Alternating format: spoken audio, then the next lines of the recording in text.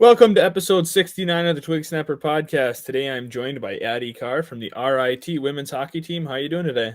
I'm good. How are you? I'm doing pretty good. I can't complain. So I figured we could start out. We'll talk about a lot of stuff with RIT, and then we'll wrap it up with some other questions. And with that being said, we might as well just kind of start with freshman year. A lot of freshmen obviously don't get to play at all, or maybe they get 10 games or whatever. But you were lucky enough to play 33 games as a freshman, which obviously helps with like kind of learning your team systems, your coaches, and just getting the experience. So talk about that, and then like how you think that helped you leading into this year and everything. Yeah, so my experience as a freshman was a little bit different because we had, I think, 12 girls in my class at the time. And so we were a big class coming in, which is like a little less than half the team. And we were a small team, so we didn't have anyone in the stands. So that means everyone was on the bench, which was also a great experience, I think, for all the freshmen.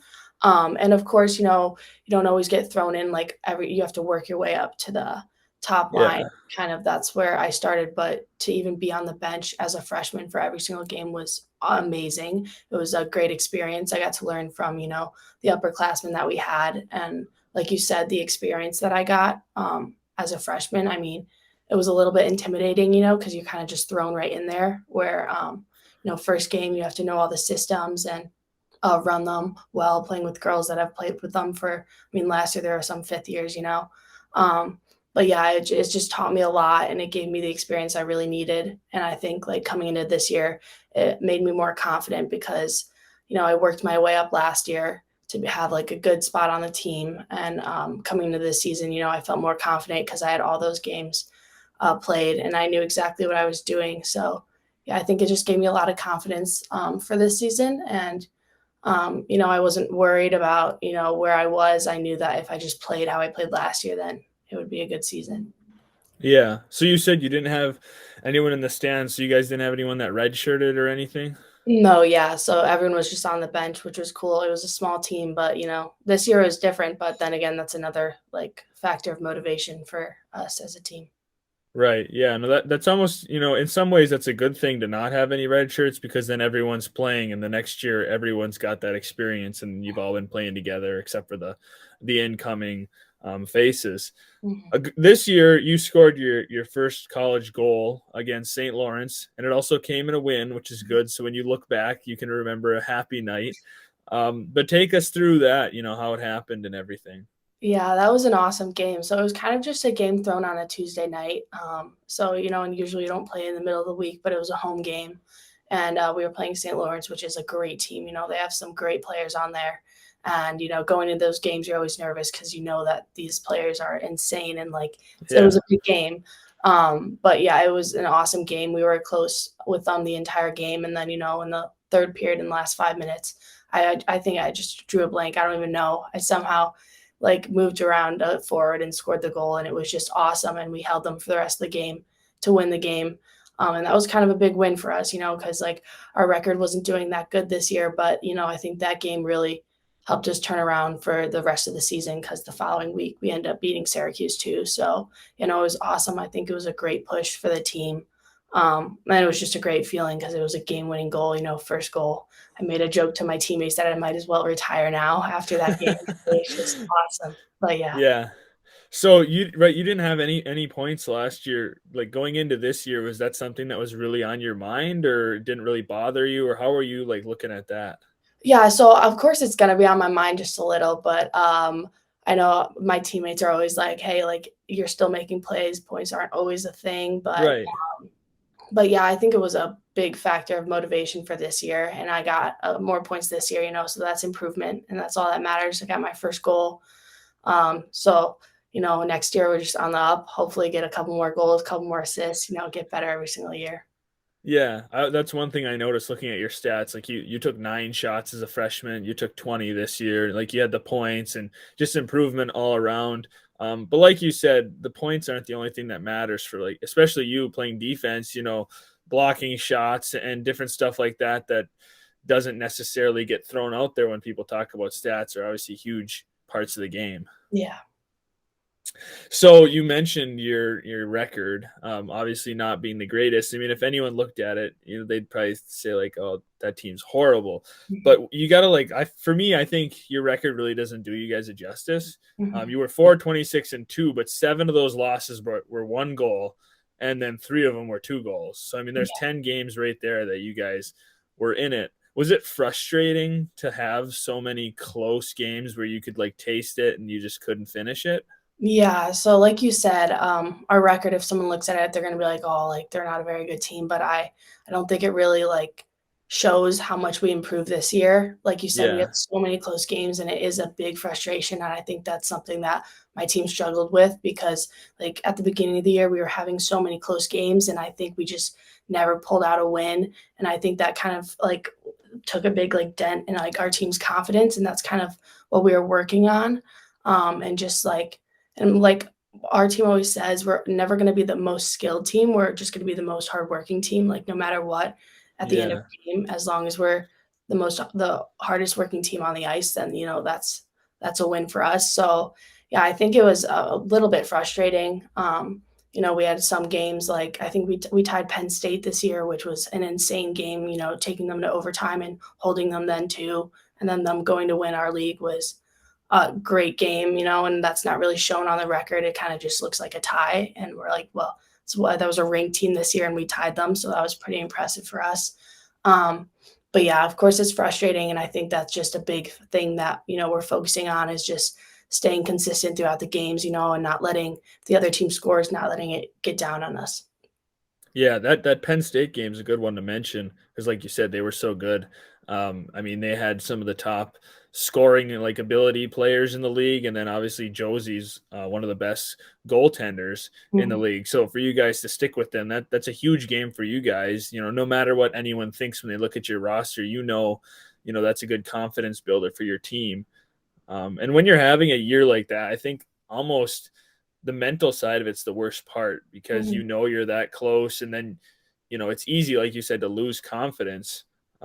But like you said too, you kind of regain some of that in the end of the year, which is the perfect way to end. You want to go out on a high, so then you can prepare for the next season.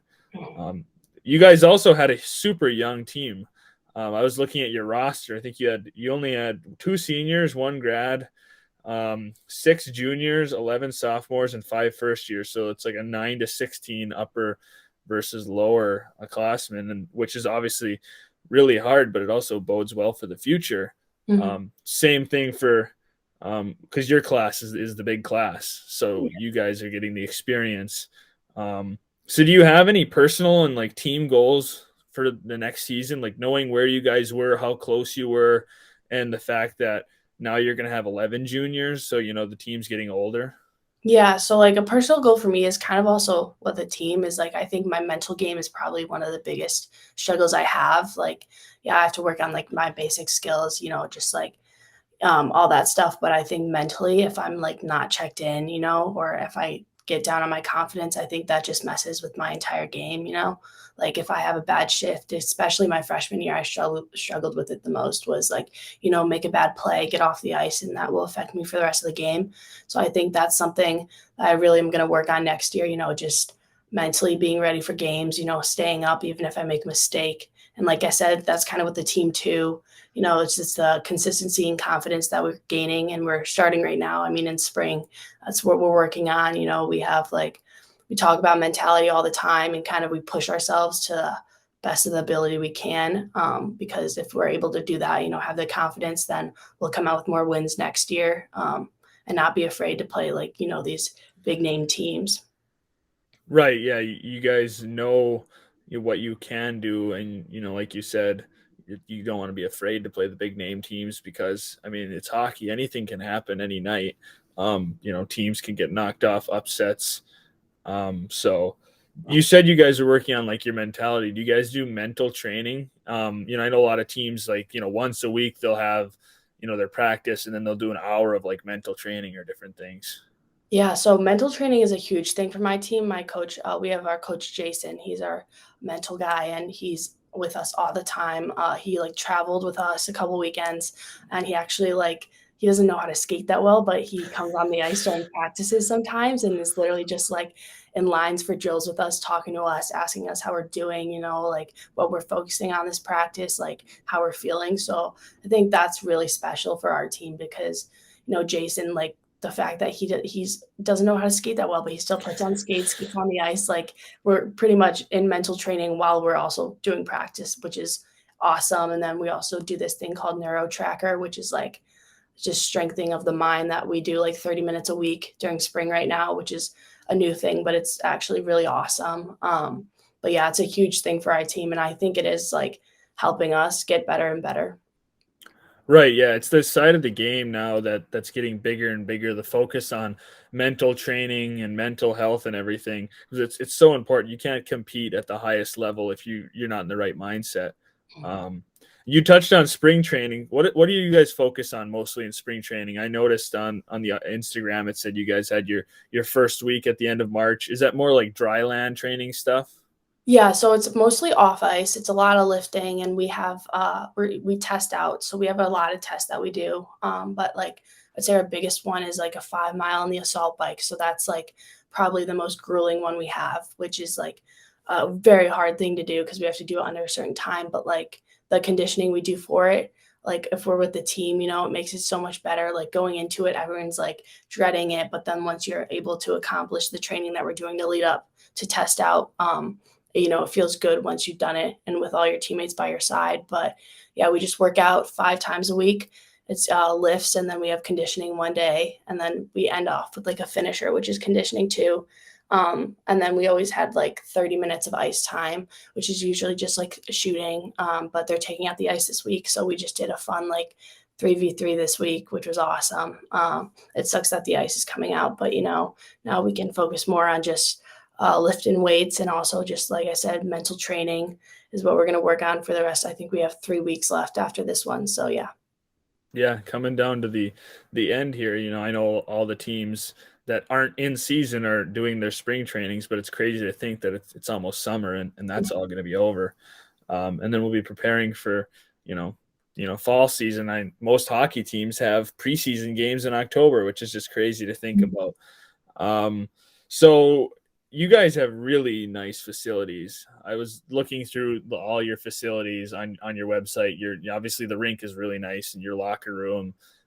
You have a pretty nice team lounge and the athletics room, the weight room, all of that. So talk about that a little bit, like how nice it is to have such awesome facilities at your disposal.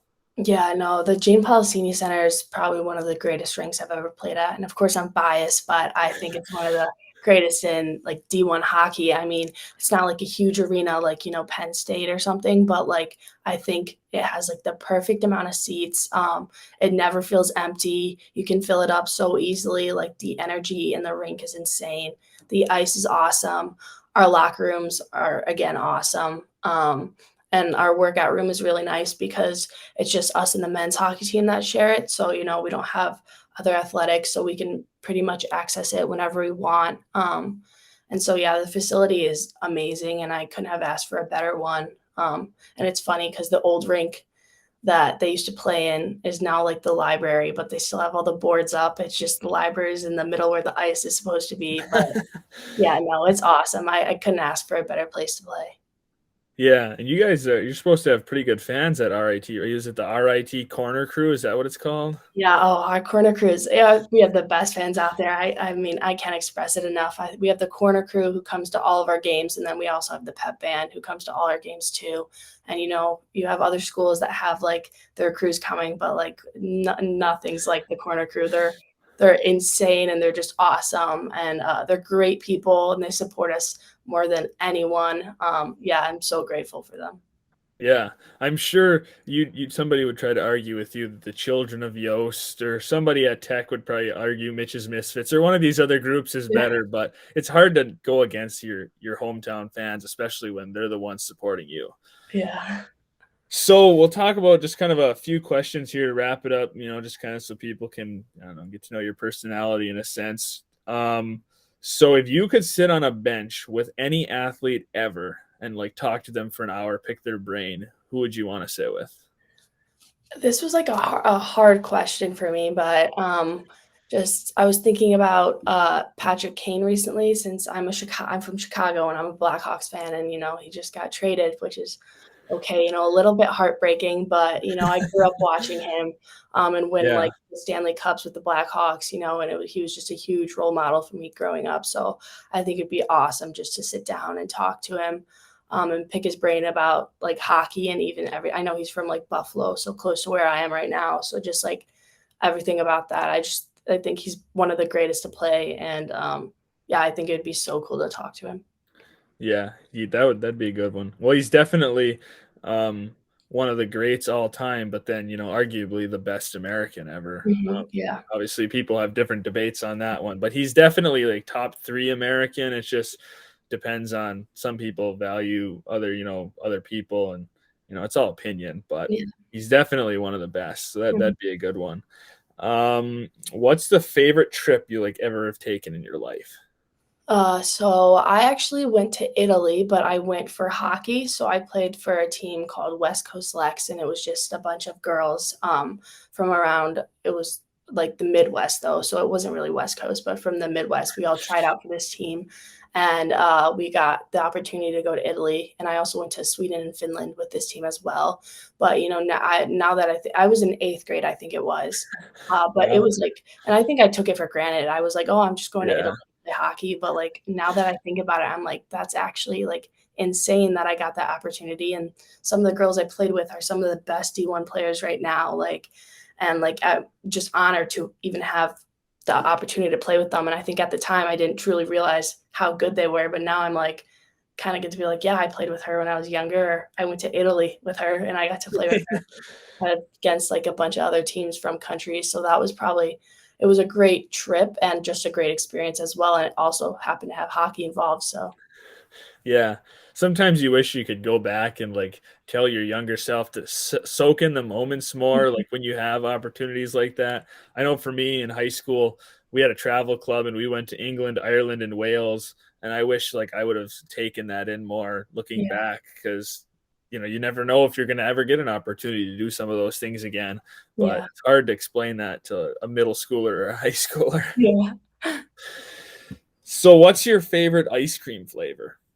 So mine's kind of specific. It's like the Tonight Dough by Jimmy Fallon, but it's like a Ben and Jerry's off spin. But it's like so I love like cookie dough, but it has like cookie dough, fudge, peanut butter, like all chunks in it, and it's so good. A little bit too good. I might eat it a little bit too much. If I see it running out of my fridge, I'll go get like two more. To Yeah. restock. But it's so good. That's the tough thing with ice cream. If you have really good ice cream, it's like hard to hold yourself back. I like scoop a bowl and I'll be like, one more scoop, it's fine. Yeah, yeah, It's tough. It's definitely a guilty pleasure sometimes. yeah. What is your useless talent? I mean, everybody's got something that's just like I'm good at it, but it really doesn't get me anywhere. Like for me, I'm really good at like music trivia, but Mhm. honestly, other than like if you went on a game show, that gets you nowhere in life. God, I actually was doing this music trivia last night with my friends, and I thought I was pretty good at it, so maybe that too, but, maybe I don't know, this is such a weird one, but I'm oddly good at, like, cartwheels and, like, Oh, round-offs, and I feel like that's weird. As a hockey player, you wouldn't think that I'd be coordinated enough to do any of that, but, yeah. like, I'm, like, convinced I could do it on a balance beam, not actually, but, like, I'm pretty straight when I do my cartwheel, so Yeah, I don't know, that could be a good talent. you'll be trying out for the gymnastics team, and that'll be your dual sport there. Yeah, yeah. So, what kind of music were you guys doing for trivia? Well, we were doing, like, just, like, literally just sitting on the couch, and we were so bored, and we are like, "Let's just throw on, like, 90s through" I think it was 2020s, like, music, and it was, Okay. like, guess the song, and it played, like, 5 seconds of it, and then we were all just, like, trying to guess, and it was so pointless, but I was like, I'm pretty good at this, like, I Yeah, know what I can do with it, though." I think I'm pretty good from like the 50s to like 2010, and after 2010, it's like hit or miss. I don't know. Oh, I don't yeah. keep up with all the like today's hits that Yeah. much. So, I couldn't do 50, so that's better than me. yeah. All right, and we'll end on this question. Kind of an interesting one, I guess. Is if they had made a movie about your life, who would you want to star as yourself? If you could pick any actress in the world. Wow, this is, like, a hard one because I wouldn't I don't know. I think so my favorite movie, like, series or, like, movies are Ocean 8, like, Oh yeah, Ocean's 8, so, like, maybe Julia Roberts because she's just awesome, and I think she would make me look really cool, like, 10 times yeah, cooler than I am, but, like, that would only be if my life was, like, more like an action movie, I guess, but yeah, I think I'd have to go with Julia Roberts. She's just, like I like her a lot, and I love her movies, so yeah. It's a hard question. Like, Mhm. I don't know. I have a hard time with it too. I feel like 'cause I'd try to pick somebody who looks like somewhat like me, but Mhm. obviously you want them to look a little bit better to make you look, more glamorous and like Yeah. amazing in your life. I was trying to think about that too, and I figured like maybe I'd pick Alexander Ludwig. Like, Yeah, yeah. he's got like a greasy beard now, which doesn't fit. But if he shaved that beard, like he's a blonde guy, and like I like his movies. I don't know.